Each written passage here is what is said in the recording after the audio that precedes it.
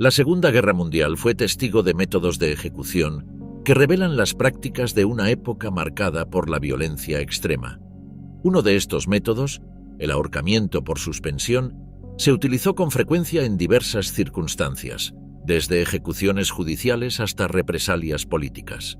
A diferencia del ahorcamiento tradicional, que generalmente implica una caída controlada para provocar la muerte instantánea, el ahorcamiento por suspensión se basa en la elevación del condenado mediante una cuerda atada a su cuello.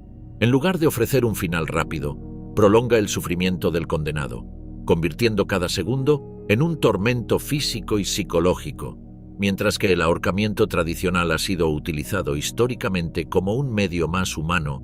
Dentro del contexto judicial, el ahorcamiento por suspensión se caracteriza por la larga agonía a la que son sometidas sus víctimas. La ejecución puede llevarse a cabo utilizando grúas o estructuras móviles que elevan al prisionero, dejando su cuerpo completamente suspendido en el aire, lo que intensifica la agonía y prolonga el sufrimiento. Su aplicación ha variado según el contexto. En situaciones de guerra, este método no solo se utilizaba como forma de ejecución para prisioneros de guerra o disidentes políticos, sino también como un acto de terror para disuadir a posibles opositores.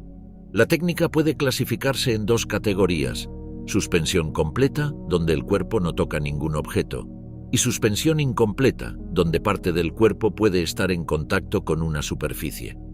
Esta distinción es crucial, ya que la segunda puede resultar en un sufrimiento prolongado y agonizante debido a la presión continua sobre las vías respiratorias. A lo largo de la Segunda Guerra Mundial, el ahorcamiento por suspensión se convirtió en un método recurrente de ejecución en algunos países de Europa del Este. Las fuerzas ocupantes emplearon este método no solo para castigar a los prisioneros, sino también como una herramienta psicológica para infundir miedo en las poblaciones locales. Pero también algunos criminales de guerra, asociados al nacionalsocialismo alemán, recibieron por sentencia la muerte a través de este método. A lo largo del conflicto, muchos criminales de guerra y prisioneros fueron condenados a esta forma de ejecución. Una de ellas fue Lili Bohm, ejecutada el 24 de noviembre del 41 en una pequeña localidad de Yugoslavia ocupada. La joven, de tan solo 20 años, fue condenada a morir por ahorcamiento en poste, una forma de ejecución muy utilizada para ese entonces en Europa del Este, particularmente en Hungría y Checoslovaquia. Lili era miembro de un grupo juvenil judío conocido como la Guardia Joven en su ciudad natal de Novi Sad, dentro del territorio yugoslavo ocupado por el ejército húngaro, que colaboraba con los nazis. Las actividades de resistencia, como las que realizaba Lili, eran duramente castigadas. Ella se involucró en la organización de actividades contra los ocupantes e incluso participó en sabotajes dirigidos contra las fuerzas húngaras. Estos actos de resistencia eran considerados crímenes graves y las represalias no se hacían esperar. El 20 de septiembre de 1941, Lili Bohm fue capturada por la gendarmería húngara y las fuerzas policiales ocupantes. En el momento de su detención, llevaba consigo un arma, lo que agravó su situación. Las autoridades sospechaban que Bohm no solo formaba parte de células de resistencia, sino que ocultaba armas para los combatientes o planeaba utilizarlas contra las fuerzas de ocupación. Aunque no se sabe con certeza qué pretendía hacer con el arma ese día, el simple hecho de portar una fue suficiente para condenarla a muerte. Lili fue trasladada a una prisión en la zona ocupada por los húngaros, donde pasó 2 meses encarcelada junto a otros sospechosos de resistencia. Se cree que durante este tiempo fue sometida a interrogatorios y malos tratos. Finalmente, fue sentenciada a morir mediante ahorcamiento en poste, una pena reservada para aquellos que eran considerados una amenaza seria por su participación en actividades de resistencia. El 24 de noviembre, Lili fue sacada de la prisión y llevada hasta el lugar de su ejecución. Fue escoltada por varios guardias húngaros hasta el poste de ejecución, donde ya la esperaban los verdugos. Un numeroso grupo de personas había sido convocado por las autoridades para presenciar la ejecución. Este tipo de castigos públicos servía como advertencia, buscando desalentar a otros de unirse a la resistencia. Las autoridades esperaban que la imagen de una joven de 20 años perdiendo la vida disuadiera a cualquier persona que estuviera considerando desafiar a las fuerzas de ocupación. Un poste de unos 3 metros de altura fue utilizado como base. Lily fue atada al poste con una cuerda alrededor de su pecho, la cual la mantenía erguida y fija. Luego, una cuerda fue atada a su cuello y ésta se enganchó en la parte superior del poste. Una vez todo estuvo asegurado, el verdugo leyó la sentencia y después de esto el lazo fue tensado, mientras que el sistema de poleas se activaba, permitiendo que Lily cayera y muriera. En este tipo de ejecuciones, el verdugo a menudo intervenía para acelerar la muerte, aplicando presión en la mandíbula del condenado, con el fin de romper el cuello y garantizar una muerte más rápida. Aquel día, Lily vestía un sencillo vestido oscuro. Sus manos fueron atadas al poste, lo que impedía cualquier movimiento de defensa. Los guardias que la custodiaban se mantenían cerca de ella, vigilantes. Sabían que cualquier intento de rescate por parte de la multitud debía ser evitado a toda costa. Algunos de estos guardias portaban cascos de estilo alemán, reflejando la estrecha colaboración entre las fuerzas húngaras y los nazis. Tras la ejecución, el cuerpo de Lily fue dejado en el poste durante un tiempo, como una advertencia visual para aquellos que contemplaran la idea de resistir al régimen. Lily Bohm no fue la única mujer joven que sufrió este destino durante la guerra.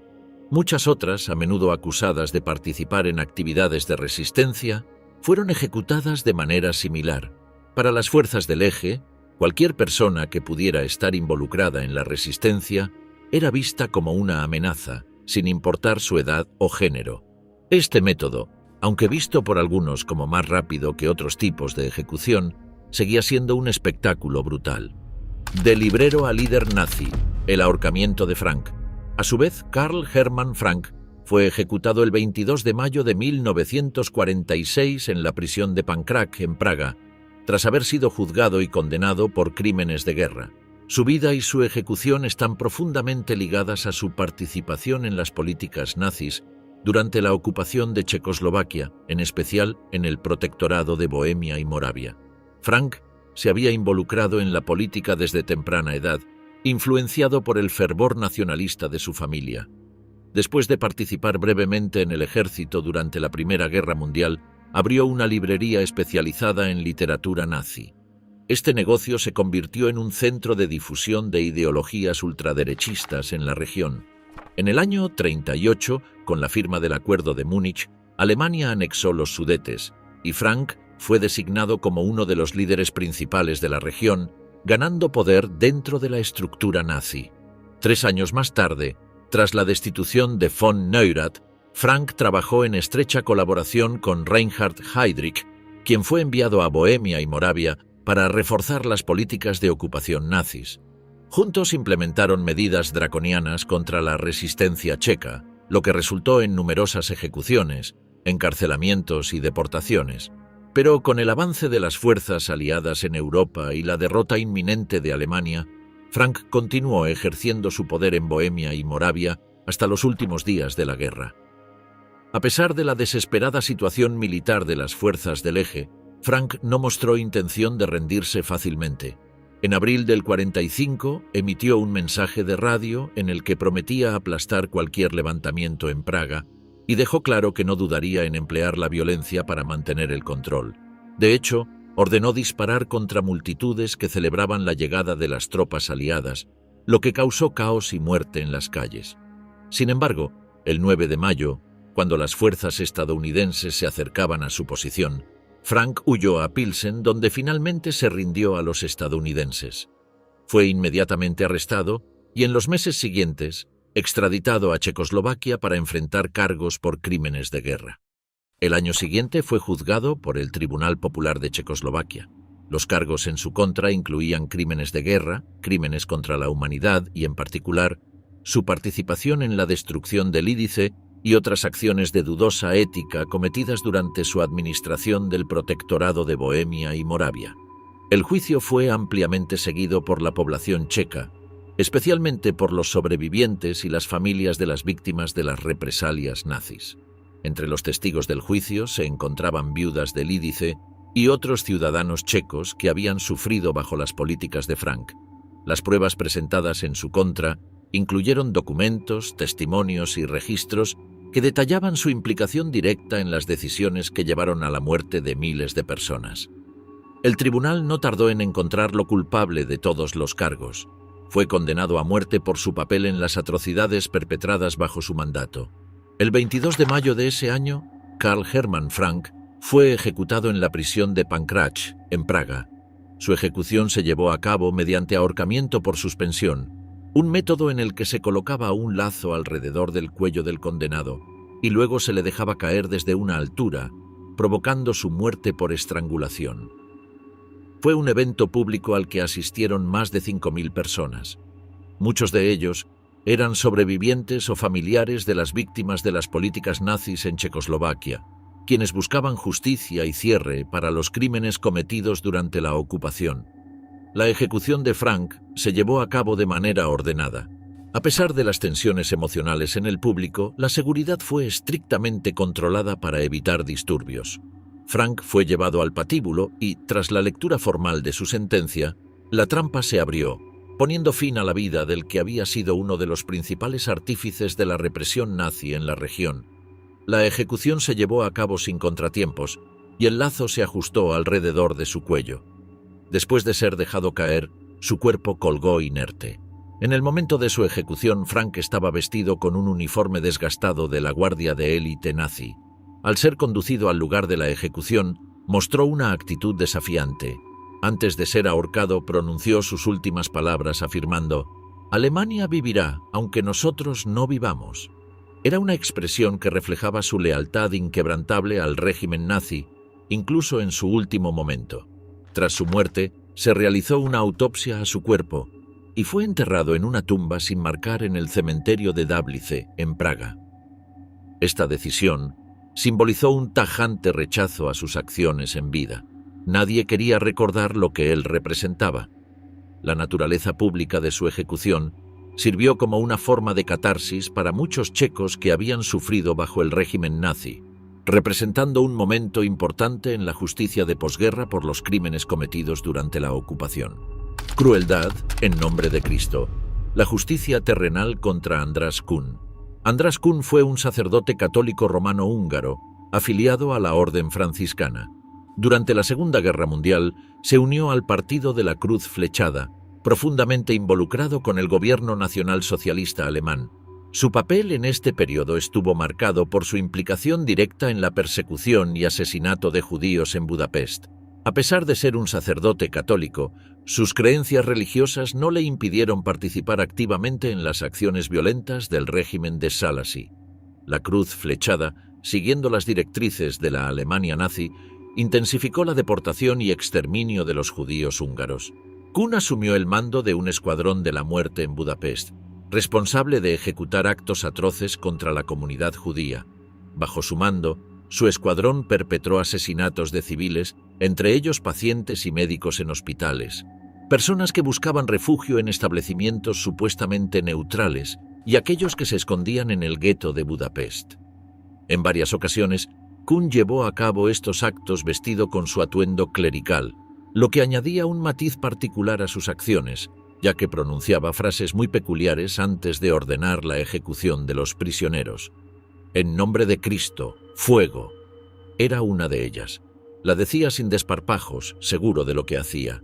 Uno de los incidentes más notables sucedió el 12 de enero del 45, cuando su escuadrón irrumpió en un hospital judío en Budapest y asesinó a 149 personas, incluidos pacientes y médicos.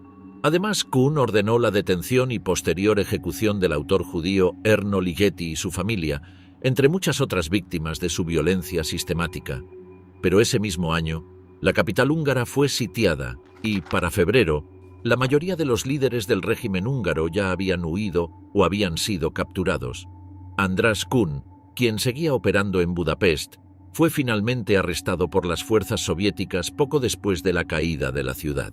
El 18 de enero, la policía fue enviada a capturarlo en su cuartel general, donde se encontraba atrincherado. Aunque en un principio resistió, logrando repeler al primer grupo de agentes que intentaron arrestarlo, fue rodeado por más efectivos y sus propios hombres finalmente lo entregaron. Tras su captura, fue llevado ante el Tribunal Popular de Hungría, establecido para procesar a aquellos involucrados en crímenes de guerra y genocidio durante el periodo de la ocupación nazi. El tribunal lo acusó de múltiples crímenes de guerra, incluyendo asesinatos en masa, tortura y persecución sistemática de la población judía. Los testimonios de sobrevivientes y testigos, así como las pruebas documentales presentadas durante el juicio, establecieron claramente su responsabilidad en todo aquello que se le acusaba. El juicio de Kun se celebró en Budapest y atrajo una considerable atención pública debido al contraste entre su posición como sacerdote y su papel como perpetrador de crímenes de guerra. Durante el proceso, se presentaron pruebas detalladas de las matanzas que su escuadrón había llevado a cabo en varias partes de la ciudad. En el juicio, Kun admitió haber golpeado a judíos, pero negó haber asesinado a alguien. Se defendió argumentando que era una víctima de un sistema injusto y que había sido falsamente condenado. A pesar de ello, no mostró remordimiento durante el juicio, defendiendo sus acciones como parte de su deber con el Partido de la Cruz Flechada y, en algunas ocasiones, recurriendo a retóricas religiosas y antisemitas para justificar los crímenes. El tribunal lo declaró culpable de todos los cargos, incluidas las masacres de civiles desarmados y la ejecución de judíos en hospitales y en el gueto. András Kun fue sentenciado a muerte. Antes de ser llevado a la horca, Kun otorgó una entrevista en la que continuó defendiendo su inocencia y describió sus acciones como parte de un deber mayor. Sus últimas palabras no fueron documentadas con claridad, pero su comportamiento durante el juicio y en la entrevista dejó claro que no mostraba remordimientos por su papel en los crímenes cometidos. El día de su ejecución, Kun fue llevado a la prisión donde se llevaría a cabo el castigo. En ese momento, vestía un uniforme militar, que era característico de su posición dentro del partido. La ejecución de András Kun se llevó a cabo el 19 de septiembre del 45 en Budapest. Fue ahorcado por suspensión en cumplimiento de la sentencia del Tribunal Popular de Hungría. La justicia, en este caso, fue rápida y definitiva, cerrando un capítulo en la historia de la ocupación alemana y la colaboración húngara. El lugar de su ejecución fue una prisión en la ciudad, donde otros criminales de guerra también fueron ajusticiados por sus roles durante la Segunda Guerra Mundial. Tras su ejecución, el cuerpo de András Kun fue enterrado en una tumba no marcada en Budapest. Su caso se convirtió en un recordatorio del impacto devastador del extremismo religioso y la violencia política, y marcó un paso en la búsqueda de justicia en la Europa de la posguerra. El yugo húngaro. Ahorcamiento de Szálasi desde las alturas. Ferenc Szálasi, una figura clave en la política de extrema derecha húngara durante los últimos años de la Segunda Guerra Mundial, fue ejecutado el 12 de marzo del 46, después de ser condenado por crímenes de guerra y alta traición. En 1939, Szálasi fundó el Partido de la Cruz Flechada, un movimiento que promovía el fascismo y el antisemitismo. Este partido encontró apoyo entre varios sectores de la sociedad, incluyendo a desempleados y algunos aristócratas. Aunque inicialmente fue reprimido por el gobierno húngaro, aquella organización política ganó notoriedad después de que las tropas alemanas ocuparan Hungría. Como líder del Partido de la Cruz Flechada y jefe del gobierno húngaro en 1944, su breve mandato estuvo marcado por la colaboración con la Alemania nazi. El régimen de Szálasi duró solo 163 días, pero fue un periodo de extrema violencia y represión. Bajo su mando, las fuerzas de su partido llevaron a cabo una persecución sistemática de los judíos húngaros, así como de otros grupos opositores. Se arrestaron a aproximadamente 76.000 judíos, muchos de los cuales fueron obligados a marchas forzadas hacia campos de concentración en Austria. También se llevaron a cabo asesinatos masivos a lo largo del río Danubio.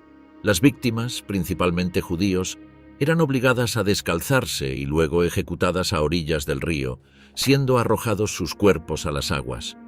No obstante, a medida que el Ejército Rojo avanzaba hacia Hungría, la posición de Szálasi se volvió cada vez más precaria. A finales de diciembre del 44, las fuerzas soviéticas rodearon Budapest, comenzando el largo y devastador asedio de la ciudad.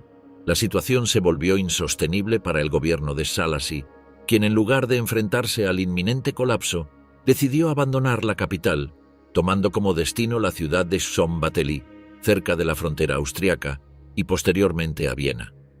Posteriormente, intentó escapar hacia Alemania para seguir luchando al lado de los nazis. En mayo del año siguiente, solo días antes del final oficial de la guerra, Szálasi fue capturado por las tropas estadounidenses en Austria.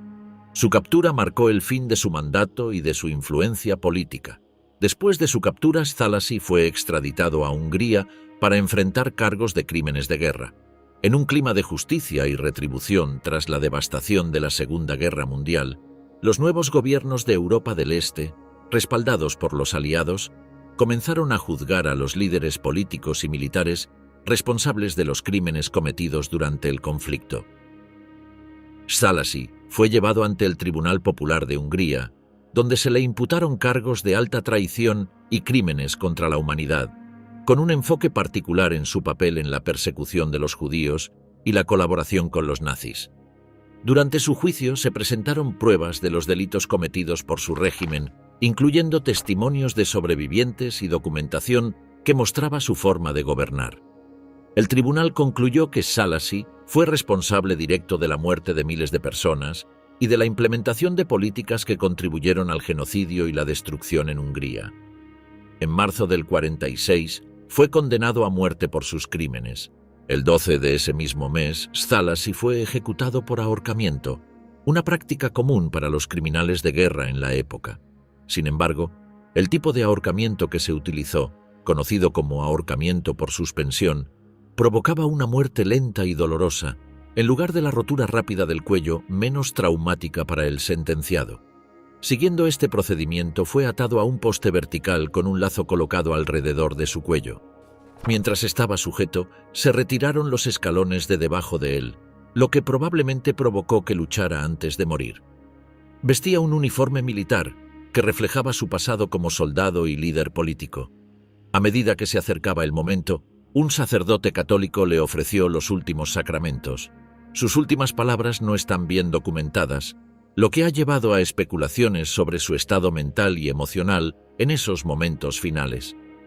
La ejecución se llevó a cabo en el patio de una prisión en Budapest, en una prisión donde se realizaban ejecuciones públicas de figuras nazis y colaboracionistas. La naturaleza pública de su muerte fue un emblema de la justicia que buscaban las víctimas de su régimen. Szálasi murió sin haber mostrado remordimiento por sus acciones, según los informes de la época. Una vez que Szálasi fue colgado, su cuerpo permaneció en la posición durante un tiempo, marcando el final de su vida y su influencia política. Tras la ejecución, fue enterrado en el cementerio público nuevo de Rákoskeresztúr, en Budapest.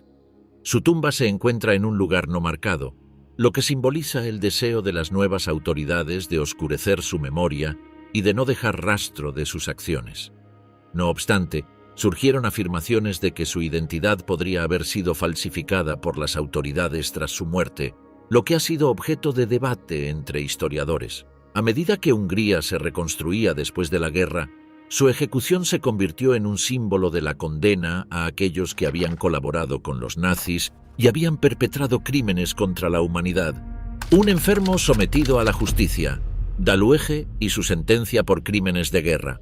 Kurt Daluege se afilió al Partido Nacionalsocialista Alemán de los Trabajadores en 1922 y ascendió rápidamente dentro de sus filas. Al principio estuvo vinculado a las Sturmabteilung, pero en 1930 se trasladó a las Schutzstaffel. Con el tiempo, ocupó cargos importantes dentro de la estructura policial nazi, lo que lo llevaría a tener un papel destacado durante la Segunda Guerra Mundial. Entre el año 36 y el 43, Daluege fue jefe de la Ordnungspolizei, una fuerza que jugó un papel crucial en la vigilancia y represión en los territorios ocupados por Alemania. Bajo su mando, la Ordnungspolizei fue responsable de la deportación de poblaciones, ejecuciones masivas y otras actividades que contribuyeron al Holocausto. Su fuerza contaba con aproximadamente 120.000 miembros en su punto más alto durante la guerra. Tras la muerte de Heydrich, Daluege fue nombrado protector adjunto interino de esa región. Estuvo presente en varias ejecuciones masivas de judíos en territorios ocupados, eventos en los que miles de personas fueron asesinadas por batallones de policía bajo su mando. Sin embargo, su salud comenzó a deteriorarse. En agosto de 1943 fue relevado de sus funciones debido a problemas cardíacos. Esto redujo su influencia directa en el liderazgo nazi en los años restantes de la guerra, aunque su legado ya estaba marcado. Tras la derrota de Alemania 2 años más tarde, Kurt Daluege fue capturado por las fuerzas aliadas. El 7 de mayo fue arrestado por tropas británicas en Lübeck, una ciudad ubicada al norte de Alemania. Inicialmente fue internado en Luxemburgo, donde se mantuvo bajo custodia mientras se investigaban sus crímenes. Posteriormente fue trasladado a Nuremberg, donde enfrentó cargos como criminal de guerra. No obstante, no fue en los juicios de Nuremberg donde fue juzgado formalmente, sino que, en septiembre del 46, fue extraditado a Checoslovaquia para ser sometido a juicio por los crímenes cometidos en ese país. El juicio de Daluege en Checoslovaquia se centró en su papel en las represalias contra la población checa, especialmente en la masacre de Lidice y la destrucción de la aldea de Lesaki. En ambas operaciones, bajo su supervisión, hombres, mujeres y niños fueron ejecutados o deportados a campos de concentración. Durante el juicio, Daluege intentó defenderse afirmando que simplemente cumplía órdenes directas de Adolf Hitler y afirmó ser respetado y querido por los policías bajo su mando. Sin embargo, estas justificaciones no fueron suficientes para cambiar el curso del juicio. Los jueces encontraron suficiente evidencia de su culpabilidad en relación con la brutalidad y las violaciones de derechos humanos cometidas bajo su mando. El 23 de octubre, Kurt Daluege fue condenado por múltiples crímenes de guerra y crímenes contra la humanidad.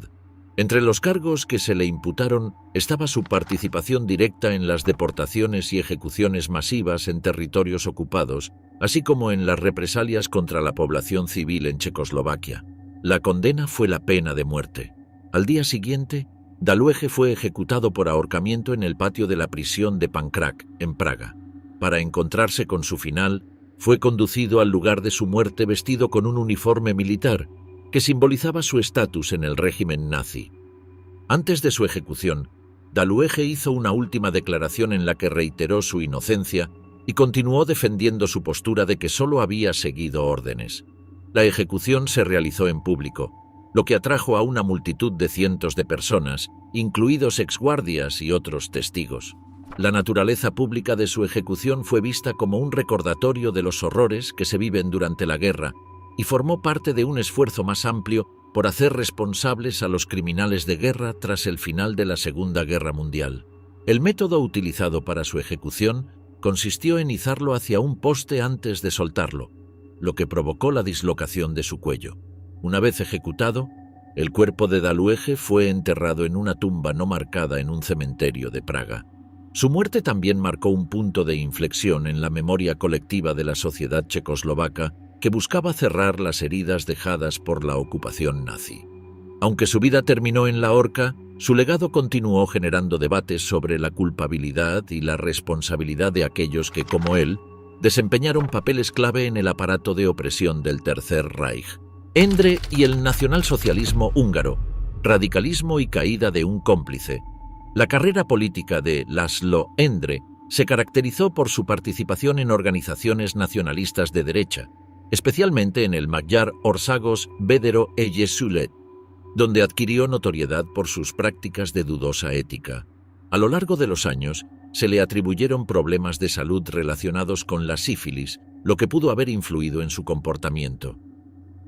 En 1938, Endre se unió al partido gobernante dirigido por Bela Imredi y se volvió cada vez más conocido por sus opiniones antisemitas.